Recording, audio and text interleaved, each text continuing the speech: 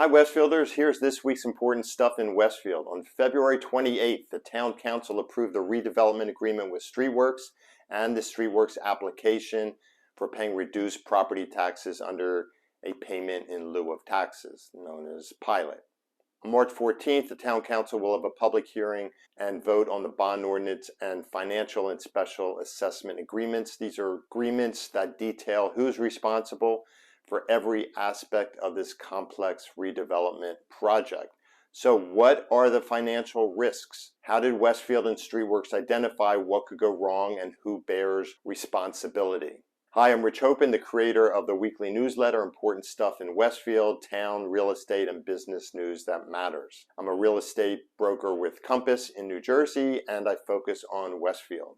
Here are 9 key questions about the One Westfield Place finances. Before I jump into the financial risks, it's really important to understand the timeline. So what is the projected timeline? Let's do a quick review of the project phases. This is important because Streetworks construction deadlines are linked to the town's performance bonds, the pilot payments, and special assessments. The project will be completed in phases that are tied to the 3 redevelopment zones, the West Zone, North Zone, and South Zone. Within the West Zone, there are 5 components. The North Zone has 1 component, and the South Zone has 2 components. Separately, public improvements are interspersed in the timeline. The West Zone component 1 is the Lord & Taylor's office space, 100,000 square feet of Class A office, which is going to have co-working space, medical office space, retail, and restaurant space. Components 2 and 3 are the residential buildings that will be built on the Lord & Taylor parking lots. The East building will have 58 age-restricted units, and the West building will have 80 age-restricted units. Component 4 will be built at the parking lot near the Y. The Lord & Taylor Clark Ferris townhomes will have 16 age-restricted townhomes. Component 5 will be on North Avenue across from Lord & Taylor's and will have 16 townhomes. That's it for the West Zone. The North Zone has 1 component. On the corner of North and Central, the Loft residential project will have 35 housing units and 2,210 square feet of retail restaurant. The South Zone will be built on the South Avenue train station parking lots. There will be 2 components, 2 office buildings.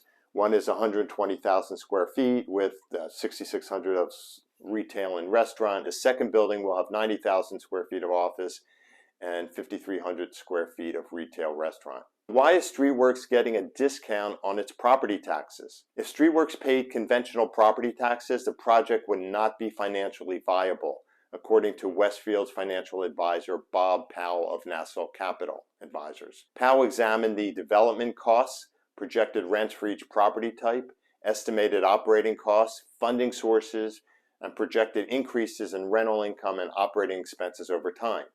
The numbers were used to calculate the developer's projected return on equity.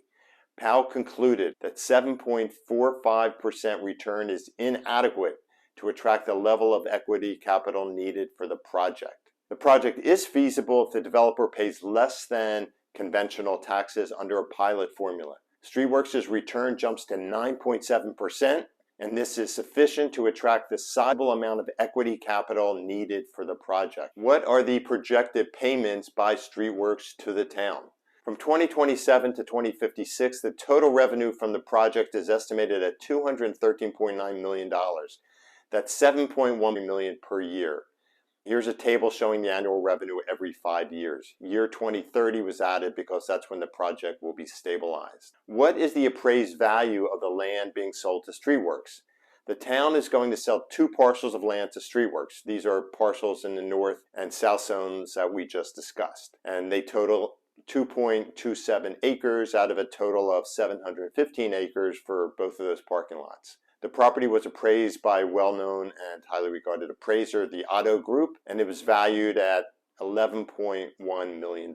Why does Westfield need to issue bonds? There will be $54.2 million of public improvement on land owned by the town. Initially, the improvements will be funded by the developer and 3 bonds. Streetworks will pay $8 million to the town early in the project for the North Avenue Town Square, and the bonds will pay for the 2 parking garages and other public improvements. Westfield's bond counsel, Matt Jessup, explained that the bonds will be issued over time as Streetworks development reaches milestones. The staging ensures that we don't get ahead of the project revenues and overissue bonds relative to the Streetworks build-out and completion of the redevelopment project. The average annual debt service for all three bonds will be $3 million, and this assumes a 4% interest rate. Projected revenues to the town will average $7.13 million per year.